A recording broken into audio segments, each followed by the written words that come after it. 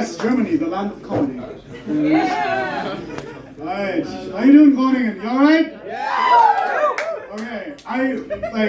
Before I start, I really need to say thank you so much for inviting me. This has already been such an amazing evening. There has been so much talent, and I hope you enjoyed it, because that shit ends now.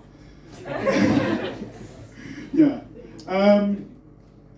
Yeah, for real, this is a really cool situation. Do you guys like my pants, by the way? Yeah.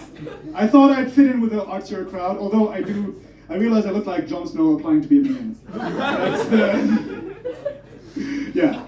By the way, I do, just to like extend an olive branch, I did write a poem, so you'd respect me.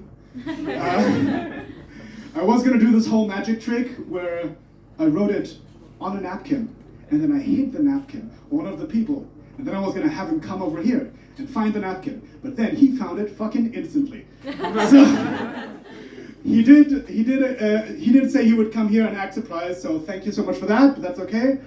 Yeah, you can say that. Thank you so much, and also thank you for showing us what it would look like if New Kids on the Block went to Queer Eye. That's also cool. Yeah, anyway, so I did write a poem, just to like show that I can. This is a poem about my roommate, who doesn't want kids, and she's very adamant on that, and that has led to a pretty funny ritual that happens in our apartment. Also, there's like literary references and stuff, you know. My roommate and I are both well read, so in our apartment, the habit has spread. If she should awake to find her bed red, a bloody display one might otherwise dread, instead she says, "Yay, no baby alive! My uterus yet remains not a hive for invasive, expensive parasites to thrive. Thus we celebrate with a Slaughterhouse 5.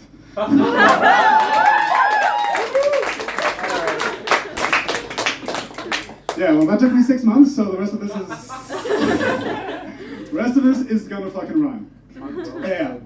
In general, I never know how to make first impressions. Like, I fuck up every single first impression. Because like, first impression is such a delicate art for itself. Like, I'll give you an example. So, I'm studying to be a primary school teacher. So, oh, thank you. This is so supportive, this whole thing. Like, today this isn't a bar, it's a bra. It's very supportive. Okay. Dyslexia, okay.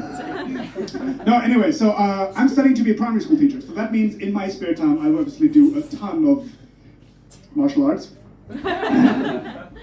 No, guys, parent-teacher conferences? Yeah, you need that shit. So we were like stretching before practice. Yeah, and the stretch here was like, I had my partner, she was like in front of me, and I'm supposed to put my foot on her shoulder, and then her job is she's supposed to slowly stand up. This is so like when you're fighting, you can kick people in the face, which is a complete waste of time, because I work with kids, so all I need is like... Anyway, my foot is on her shoulder, and then the trainer goes like, "Go!" And she just like, stands up, and I just hear one of my balls go. Yeah. And that's when I did something very stupid, Connie. Without thinking for a fucking second, in this like Kama Sutra freeze frame, I looked her full in the face and I said these words: "Oh, God, I'm so stiff." Oh, here's the best part. I didn't notice shit. I kept training, and half an hour later, my other brain cell comes back from the toilet. Yeah, and I'm just like, "Oh, she thought I meant my penis." Oh, and I want to be a good person, so I immediately went over and I was like, "Hi, sorry, I didn't mean my penis." And then I noticed, that is a different woman. So, you know, mixed first impressions, not my thing. Speaking of primary school, by the way, something you learn working as a teacher very early on is that being good at a subject does not make you a good teacher. Like, I am the best example. I grew up bilingual. Like, English is technically my first language. I'm not a great English teacher. Like, it works for primary school, but like, if a high student is like, "Oh, what is the grammatical rule?" I'm like, "Well, you'll hear it." On the other hand, I used to fucking suck at math. And you know what? I am a great math teacher. You know why? Because I get what the problem is. Like, think about it. Honestly, I think we shouldn't let teachers be teachers unless they can prove they failed the subject at least once. Yeah, like you don't want Mozart as your piano teacher? Come on, like the guy who wrote a symphony when he was 8. Like you're just gonna be like, oh Mozart, do you have any advice? And he's just like, oh, I find being a prodigy is very helpful. By the way, if you guys are surprised by the accent, that is because you forgot that Mozart is Austrian. Yeah, which is why I'm really excited to tell you something that I found out. So, Wolfgang Amadeus Mozart, for his whole life, he idolized Johann Sebastian Bach. And and Mozart's music was highbrow, but like his accent was fucking Schwarzenegger. But that means Mozart and Arnold had the same accent and the same catchphrase. I'll be back. That's fucking. Also, I always love that joke because you get like 60%, yeah, and like, which, I'm a teacher, that just gives me, I have so many more. Get to the Chopin. Hasta la vista, Beethoven. Okay. Speaking of famous Austrians. Ooh, love the silence just before the Hitler topic. The stress, it has a certain genocide qua. It's, no, don't, how do I say this? Hitler has made my educational goals very clear. Because as a teacher, my only real goal is, if we do get another Hitler, that kid wasn't in my class. All I fucking want. I don't want the Netflix documentaries to start with, the fault of the dark side began with his subpar education. And so what that means in practice is that I am just the most supportive, encouraging art teacher. Give the history a moment. Just like I'll find the most angry, maladjusted kid and be like, oh my god, oh, that is so good. Hey, who cares what the Vienna Academy says? You do this forever. Yeah, by the way, you know who's great? Jewish people. Just putting yeah. Yeah, I wrote my shit on my hand. And I've been sweating, so I have no idea how that. Oh yeah, it says here, roast the Dutch. So, let me open by saying, you guys are great. Like, as a country, you're nailing it, your language is joyous. It sounds like all the happiest English and German speakers were like, wow, these are really the two most miserable countries. How about we make our own shit, where weed's legal? And that's, the Dutch are great, you are mastering society. If Germany ever invades again, it's just because we're jealous. For sure. What the fuck is going on with your bread?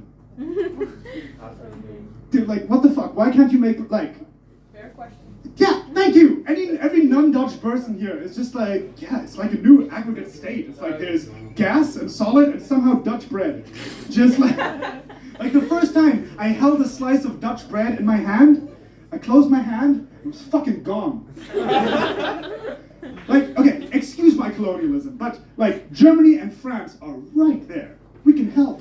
Like, I'm from Germany. I learned that if you can't kill a medium-sized rat with it, that's not bread. Yeah, if you go to a German bakery and they're like, oh, would you like to try some bread? They're like, oh yes, and they just take a little rabbit like, yes, it's very effective. Yes. Like, not trying to say we're perfect. Like, we overdo it with the bread. I don't know if anyone's ever had pumpernickel. Unfortunately, yes. Yeah, it is the inspiration for the Canadian hockey puck. It is one thing. You know, after the war, the Allies were just like carving up Germany, and they're like, hey, Canada, you want some of this? And they're just like, oh no, I'm good. Holy fuck. And like, the thing with the bread, I swear to God, I am certain that every single Albert Heijn in the Netherlands, just like every morning, they just get like little, like 4 a.m., they just get a little shoebox-sized carton. Yeah? And then one employee just goes with a needle, just like... And that's just all the bread for Utrecht for like a week. Yeah, I'm sorry, I can't help it, it really bothers me. And then, along with that, like, not only is your bread more of an idea than like part of a meal, like, then you go further. Someone mentioned Hagelslag. that stuff is fucking insane. Hey mom, can I have some Snickers on my bread? No, don't be crazy. Well, what if I make like an anthill of chocolates? Okay, Dutch roasted, check. Yes. Oh no, you guys are great. That was literally all I have to complain about. That is, I come here wanting to hate you more, and I'm like, the moment, every time I'm here, I always say the same thing. I will never ever get tired of just walking into like, it's next door. I just walk in like, hello, I would like to buy legal drugs, please, with legal money. And you just go outside, you high five a cop, you're like, I love this place, yeah! Oh man. Confession time. I'm really bad at flirting. Yes, okay. No, well, first of all, the pants aren't helping. I thought that would do more. But the thing is, I think I have too many female friends. Like I said, I'm studying to be a primary school teacher. I have 2 moms, I have sisters, I have too many women in my life who always tell me how much it sucks. When as a woman, you're just out, you're trying to have a good time, and just like, you have to deal with these like horny pop-up ads of like, hey, care for some dick? Hello. And I don't want to put women in that position. Well, the good news is, we may have a solution. Because I love watching nature documentaries. Connie, if you had to guess which animal has flirting down to a science, what do you think? Which animal is best at flirting? Baboon. Crabs. I think birds. Birds! But that's going to be more specific, because that goes from cannibalism to like a cool breakdancing. Because they have... Although that'd be cool too, ladies. If you just got to have like, you just go to the house with like a scorecard, and anyone who comes up is just like, hey. And you're just like, 7.5, moving on. 9's enough, bitch. Okay, you said baboon. It's not that hard, they just look for the reddest ass. It's really just... No, giraffes is the actual answer. I said giraffes. You did, it was really good. And I ignored it on purpose so I could make this joke later. Giraffes, do you know how giraffes reproduce? I do. Okay, well then shut up. Anyone else know? No one, huh? Well, let me tell you. Giraffes have an amazing system where the male giraffe will walk up to the female, he will nod politely, and then he will proceed to, in a very respectful and feminist fashion, to drink her urine. And by the flavor, he can tell if she's into him or not. Wow. Guys, imagine if that's how it worked with us. Come on, okay, ladies. If only, Look, oh wait. Well, hey ladies, look me in the eye and tell me, wouldn't it be fucking great if you're just like out at the bar and then some asshole comes up and he's just like, how you doing? Yeah? And all you need to do is like...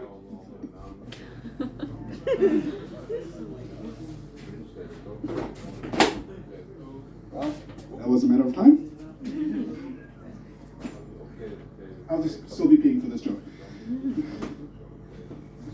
Thank you. Well, and once you've peed in the jar, you just hand it to the guy, and he's just like, oh, my mistake, enjoy your evening. Okay. I would like to end with a little bit of a controversial statement. We, as a species, need to stop. Like, I mean it, we need to stop congratulating people with disabilities for every fucking thing. I am not stoned yet, that's cool. Let me explain. My mom was born without arms. Like, she looks scary, but she's totally harmless. It's okay. No, she was born without arms, and she's a professor doctor of law. She was at the UN for 10 years. She's got the like German, I guess the Medal of Honor would be the like the Panda. I don't know what it's called, Bundesverdienstkreuz. And she's a black belt in Taekwondo. Yeah. Nice kicks. Here's the thing, is that like none of that's just impressive because she's disabled. That's impressive because she did it. Like you don't need arms for any of that shit. Like he said, Taekwondo is 90% kicking. Boxing would have been cool. That would have been crazy. Yeah. No, what I mean with we need to stop congratulating disabled people. So when my mom was at the UN, I would always be like her assistant, and every single fucking time when we'd be at the airport, she'd be like on the floor, she'd be like typing on her laptop, and every single fucking time, like this appendix of a human would walk up. Like a person, you just look at them and be like, what are you even for? Like, and every time it's the same thing, they'd just be like, hi, excuse me, I just wanted to say how inspiring and brave and important I find this, that despite your, like, I could never. And every time my mom was always like, oh, yeah, well, not this, but. And I was always like, look, they're being nice. Why is it annoying you? And then she explained it, and I finally got it. And yeah, that's it. Like, what's your name? Yushka. What do you do for a living? I'm studying. You study? Okay, someone employed. What do you do for a living? I teach. You teach. Nice. Okay, so pretend you're at work. Yeah. And, you know, just writing on the blackboard, doing your job, and suddenly this freak with 4 arms walks up and just goes like, hi, I just wanted to say how inspiring and brave and important this is that, like, despite your, like, I could never. Yeah.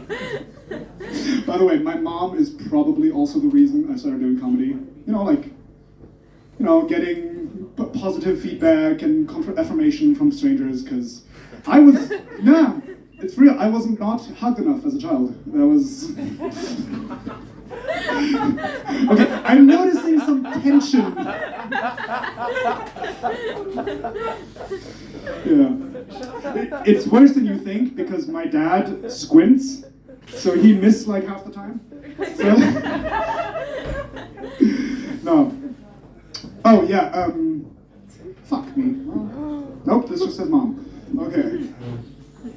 Wasn't hugged enough as a kid. Oh yeah, I'm feeling some tension in the room. I just want to make it clear, obviously, all of this is kid with my mom. Like, she taught me when I was really, really young, she was like, Emil, you joke about everything. If you don't make jokes about me just because I don't have arms, that is discrimination. And I was like, okay, mom, promise. Check on it. Okay, that's it for me. Thank you so much.